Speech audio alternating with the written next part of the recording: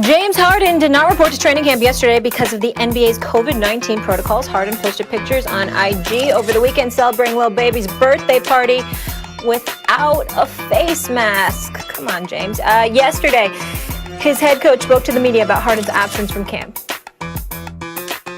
As far as timetable, there is no timetable as far as I know.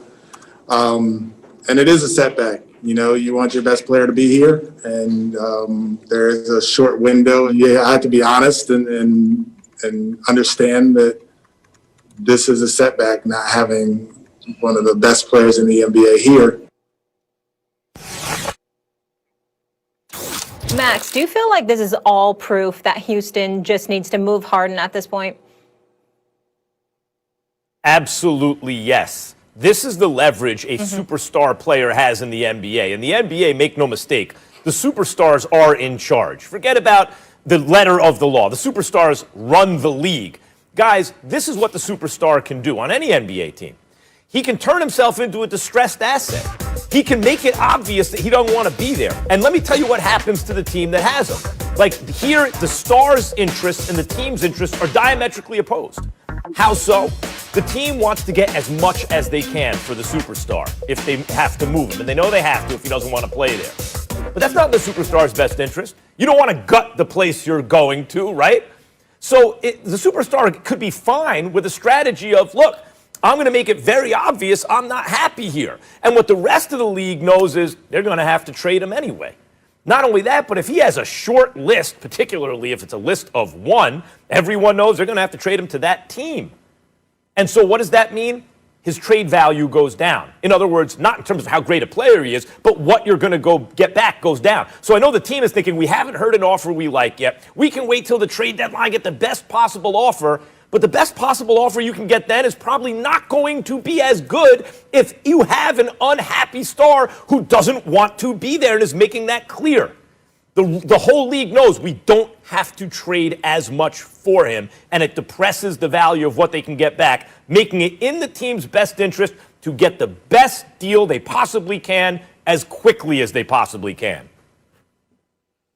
I disagree with you, Max. And here's why I disagree with you. Because James Harden, specifically according to the reports, said that he wants to go to one specific destination. Well, what you've done is you've hampered the team's ability to get equitable compensation in return for your services. And if you're Houston, you have no obligation to be complicit in that kind of maneuver. The fact of the matter is James Harden's getting about $41 million this year. He's going to be making like $44 million next year. Got a player option for $47 million after he took the money, he signed a contractual agreement. And that doesn't mean they shouldn't move him. I'm saying they should. But what I'm saying is you don't want to capitulate to that now, because what happens is everybody is going to try to get him on the cheap because they know how desperately he wants out. I am in total support of James Harden wanting out of Houston. I'm not in total support of how he is handling it.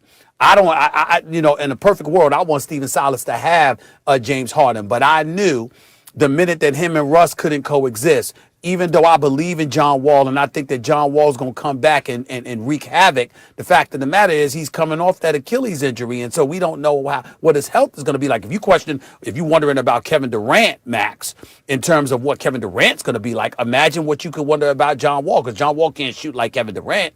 And so we've got that to be concerned about. And then you look at the powers in the West. Denver's gotten stronger. The Lakers are the champions. The Clippers are supposedly going to come back with a vengeance. You look at the Western Conference, the powers that be.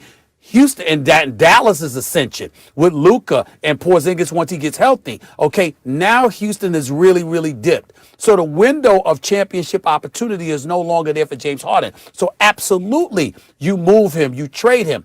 But where he was not smart, in my estimation, is literally saying, it's Brooklyn that I want to go to. To me, it should be Brooklyn or it should be Philadelphia. Either or works. The way Kyrie looks right now, you might want it to be Philly instead of Brooklyn. But all I'm saying is you've got to give Houston options. And because he didn't do that, Max, apparently, reportedly, because I haven't spoken to James Harden, but because he did not do that, and he really pigeonholed them by saying Brooklyn, to now, and I believe that he was at the strip club on purpose. I don't think James Harden is a professional, man. He ain't doing something like that by accident. He did it to send the message he wants out. He did it so he would have an excuse not to show up the first day of training camp. But now that the cat's out the bag, it just illuminates the fact this brother desperately wants out of Houston. He wants out. He wants to be gone.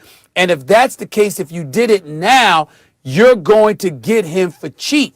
If you're another team, in all likelihood. That's why if I'm Houston, I would wait a little while until I get the offer that I want for his services. I cannot lose James Harden for nothing. I got to get a big-time asset. What makes you in think return you're going to for that. get that offer?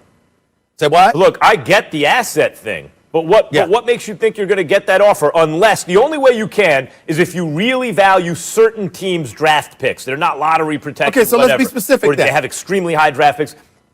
Yep. Mm-hmm. Let's be specific. If it's Brooklyn, it should be Dinwiddie. It should be Karis LeVert. It should be numerous picks. If it's the Sixers, it should not be a deal that does not include Ben Simmons. Period.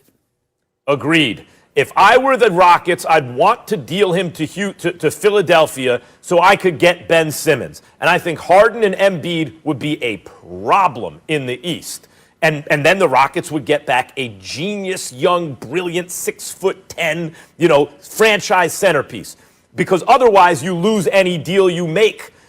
The question is, can the Brooklyn Nets, do they have enough assets to maneuver so they can get a piece that Houston wants? I'm just saying, Stephen A., the longer Houston waits, the worse the deal is going to get. It ain't going to get better, it's going to get worse. Because increasingly, the league is going to know that's a distressed asset. It's an unhappy star. I think the sooner they make a move, the worse the deal would be. But I will say this, because of Kyrie's position that we just talked about earlier, if I'm Houston, if I'm Brooklyn, it might be even more important than I get James Harden. Because guess what? You got to have something in that locker room to help KD. Because if KD's going to lose it if everybody comes to him asking him about Kyrie all the time. I'll tell you that right now. KD going to be ready to hit somebody. I'm telling you right now. He's going to lose it. What about he's gonna lose it. Kyrie if for everybody keep bugging him about Kyrie, he's going to lose it. But the person who would have done that was Kyrie. All right.